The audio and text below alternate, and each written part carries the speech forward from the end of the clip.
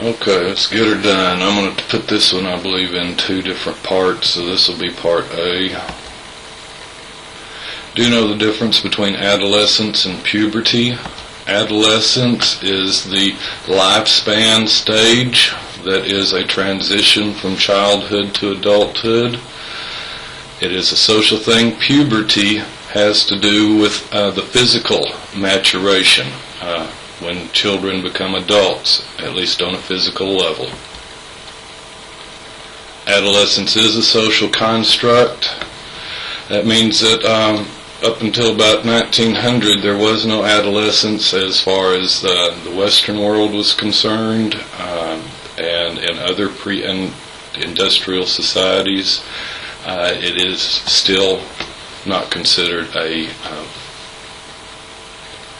lifespan stage. Today, it is industry and technology expands, more and more of the globe deals with adolescence. It really is a time. It used to be you grew up, you started working, doing chores and things like that, and there really was no transition because you learned what you needed to as you grew up. Now there's a lot more to know, a lot more to discover, experience, so it takes a while to become an adult. We also, some in other countries in the pre-industrial areas, very often there is no adolescence. It's just a rite of passage where children go in, undergo whatever they do to become an adult, and they walk out of the ceremony as an adult just a few hours or a few days later. Stereotypes of risk-taking, yeah, it's fairly, this stereotype definitely has some back it up, excuse me. Okay, puberty. Do you know adrenarche? Adrenarche occurs when the adrenal gland starts to produce male hormones, androgens, testosterone. It does produce in both males and females. The androgens cause our gonads to mature. Then women, girls' ovaries start to increase estrogen, progesterone. Boys, our testes increase androgens, primarily testosterone. There are a number of physical changes in puberty. We all go through growth spurt, start to grow pubic hair. Hair in other parts tends to get heavier too. Have deeper voices, muscular growth. Growth is more on the lower body on females and upper body on males. Our bone structures change. Women's hips get wider because of the pelvis. Men, our faces change. The onset of puberty occurs a little bit before girls, a little bit before boys, about a year. Primary sex characteristics are those that we generally associate with either being physically a male or a female. As we've talked about, there are a number of people who fall somewhere in between, but this is the general way it works. If you remember, we all started off pretty much the same for the first several weeks in utero, and then testosterone bathes the male infants generally, and causes them to differentiate. So you can see there's ovaries, testes. Testes can be considered differentiated ovaries. Fallopian tubes really kind of would be more similar to the vas deferens. Fallopian tubes carry the ova to the uterus. Vas deferens carry the sperm from the testes to the penis. The scrotum is really would be considered the labia of the female, around the vaginal opening. We don't have a uterus, so there is a small sac in there. Seminal vesicles, that's where sperm are produced. The vagina, we don't have one of those, but y'all have women have a clitoris. The penis is a differentiated clitoris. The prostate gland may be a differentiated G-spot. There are a number of reasons to suspect this. Secondary characteristics are the things that we tend to view as either male or female, but there's a lot more overlap as far as this goes. For females, breasts and wider hips because of pelvic changes are generally considered, well, they go together, but some women don't have very noticeable breasts or noticeable breasts at all, and some men do.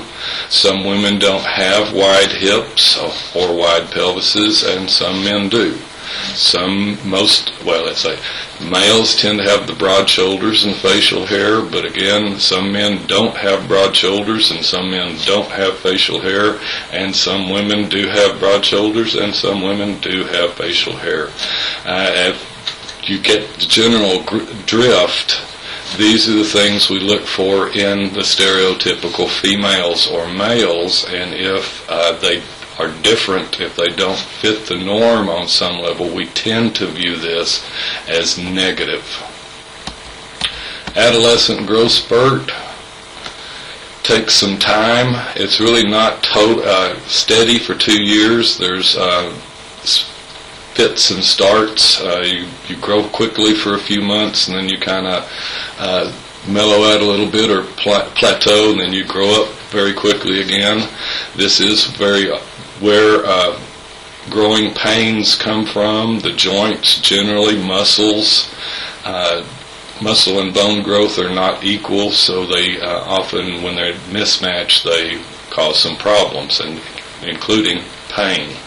Gawkiness, this is because we have now reversed the cephalocaudal proximodistal principles of development.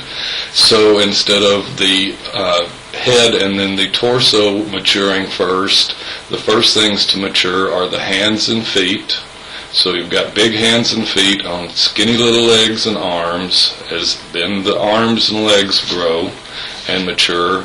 That gives that coltish look, where you've got arms and legs and very little torso. Then the torso matures, and finally last, the face matures. This is why a lot of times you may not recognize some of the males that you knew in high school, because they look very different from what they did in high school, whereas most of the females have reached maturity, at least on the physical level, by 18. Yes, and this is a horrible time because we do become very concerned about our appearance in adolescence. Excuse me. Signs of sexual maturity: sperm arc, first ejaculation, nocturnal emissions or wet dreams, average age at 13. Boys can masturbate, but they don't ejaculate. Young men ejaculate, and if they don't masturbate, generally nocturnal emissions, wet dreams do occur. It really just depends on what your brain's going to cause you to ejaculate one way or another most of the time. It can be voluntary, it might not be voluntary. Menarche occurs, the first menstruation occurs a little bit before sperm arc. Again, I think I mentioned in class, females also have nocturnal visits as far as erotic dreams and such. They also achieve orgasm. Generally, they see it, feel less guilt about it, and that I believe it is due to the fact that males tend to leave evidence behind when they reach orgasm and ejaculate. Females don't. Average age of puberty has been going down. A secular trend is something that you have to look at over generations to see the difference. In 1900, the average age of puberty or of menses for females was 16. It's now 12 and a half. That shows how much over a century it has gone down. Nutrition has a lot to do with it, probably. Since we have plenty of food, our brains tell our bodies that it's okay to become an adult. A certain weight, body mass ratio is necessary to achieve adulthood, particularly in females. So plenty of food, it is a definite possibility. We may also be seeing the interactions of growth hormones that we provide in our livestock feed and animal feed that ends up in us in eggs and meat and milk and all the other things we get from animals. We don't have any idea what that impact might be on the long term. Since I started eating that stuff and drinking that stuff later in life, we'll probably see things more from your generations. Relationships with fathers, what we see is that sexual abuse tends to cause early onset of adulthood in females particularly. We also see that the presence of a non-biological adult male in a home causes the females to mature more quickly, and when the longer the non-biological male is in the household, the earlier the females tend to become young women. The adolescent brain is a work in progress. Exactly when adulthood is achieved really depends a lot. We talked about it in class, and it does deal with legal responsibilities. You are deemed responsible enough to drive a car at 16, to vote or to be in the military at 18, to have sex, to get married at 17, but not enough to drink until you're 21. There may be some room for adjustment in some of these ages, but that is the current timeline for legal responsibility as an adult. However, you may be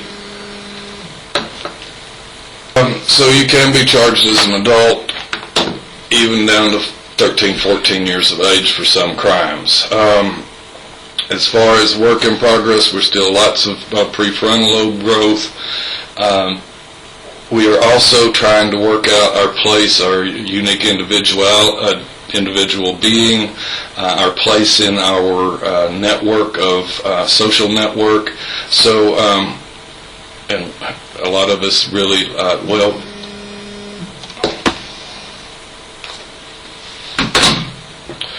okay. Social-emotional network, our peer influences. Lots of times we do things, adolescents do things that they really shouldn't and probably know they shouldn't because of people around them and their influences. Also, we tend to respond differently to stimuli in adolescence than we do in childhood or adulthood. In fact, adolescents tend to be very problematic in how they read other people's emotions and such.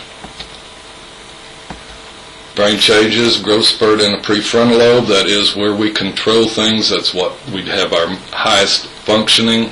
This is where what really makes us the human beings that we are. So this is growing, but it's also being pruned. The myelination and such makes us think faster, more intelligent, and we really are looking at, from what I understand, that this growth and then the pruning after the growth, as the growth subsides and the pruning increases, this lasts until 27, maybe into our early 30s. Physical activities, we don't do enough of it. Most of us, after we get out of high school, if we're physically active in high school, quit being physically acted in later adolescence. It's really better to keep it up because it's a lot harder to get started again if you stop for any length of time. But getting back into it is a good thing whenever. Y'all need some sleep. Adolescents need good 8 hours, very seldom. 7 to 8 hours, very seldom do adolescents get that kind of sleep. Adults either. Nutrition, we eat a lot of crap. Obesity, overweight, this is the number one eating disorder in the United States. We do need increases in calories. Girls need to increase their calories by about 20% when they become women. You'll need that reasonable fat reserve so that you can carry a baby to term or a fetus to term. Boys go up by about 90%, almost double what they eat as children, and this is kind of hard to deal with as it's expensive. Body image is very important. Body image is how we see ourselves, not how other people see us. It is a very big deal in adolescence for both females and males. In males, we're going to talk about eating disorder in females, but in males, what we see a lot of time is the use of there is some anorexia nervosa in males, but we also see use of steroids and such to pump them up because that is becoming the ideal for males. And it's actually very difficult to look like that. Females have most trouble with body image. Has a lot to do with particularly the ones that mature early, because then they compare themselves to their peers. They look like women, their peers look like girls. That makes a pretty significant impact on the females.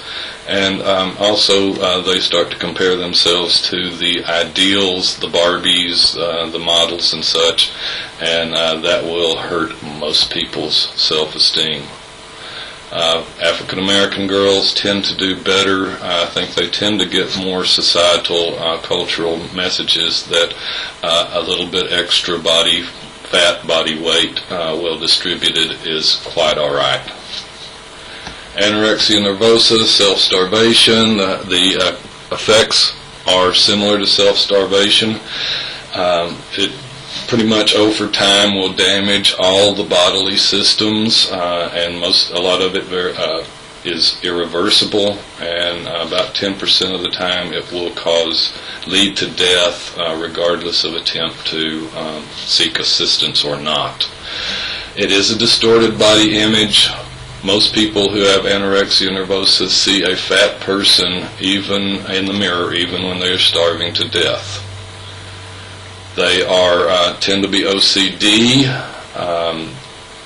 tend to be perfectionists, a lot of stress in their lives. They're looking for bodily perfection. It's not achievable. So they continue to obsess about the situation and cause themselves damage. Amenorrhea is the cessation of menstruation, and this occurs because the body fat levels drop to such a level that the female cannot survive pregnancy, cannot bring a fetus to term. Can look for absent or uninvolved fathers, stage moms who are trying to live vicariously through their daughters, start them off in gymnastics and dance and beauty pageants at 2, and they're in a situation where their coaches are preaching be thin, their peers are preaching be thin, their parents are preaching be thin, and it causes problems. Bulimia nervosa, there are, let me step back for just a second, 2 types of anorexia, there is binge purge, which is similar to bulimia except for the level of the binge and purge. Generally in anorexia, any binging or any food is considered binging, and so it has to be purged. There's also restrictive anorexia, and for these people, the people with anorexia do not allow food into their bodies, even sometimes when it's through a feeding tube, a stomach feeding tube. Bulimia nervosa, binging and purging through various means. These can be tens of thousands of calories in each binge and purge. It tends to be cyclical. They eat to make themselves feel better. They tend to have low self-esteem. Then they feel guilty for eating so much, so they have to pay for it, pay for the sin. What we see here is fathers who may have married trophy wives who women who just look good, and that's why they marry the woman rather than any other features, and they may treat their daughters the same way. Their daughters tend to be average or slightly overweight, but they are really only valued by their father for their looks. In all forms of eating disorders, we see an increase in sexual molestation and abuse in childhood. Treatments, anorexia, that's about 1% of the population. 9 times out of 10 it's going to be female, but 1 time out of 10 it will be male.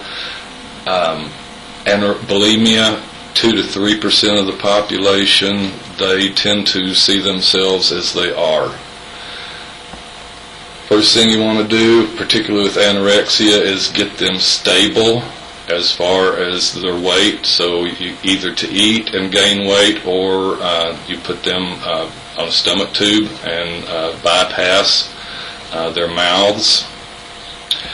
Hospitalization, institutionalization happen. Family therapy is part of it, because very often if the family is not part of the problem, they are part of the solution. Very often the family is part of the problem also. However, regardless of, you can get them institutionalize them, you can get them stable, but unless they change the way they think about themselves and the way they behave, it's not going to make much difference. It's cognitive therapy and behavioral therapy are definitely major parts of it. You have to really think that you've got a problem and want to change that problem before you can. And cognitive therapy, changing the way people think about themselves. Behavioral therapy, changing how they behave, how they eat. Then cut down on the problems, boost the self-esteem, that sort of thing. Because as soon as they walk out of an institution, they no longer have to do the things that have been keeping them alive and healthy. Let's see, there was one other thing I was going to say, can't remember. I'm going to stop it there and start another one.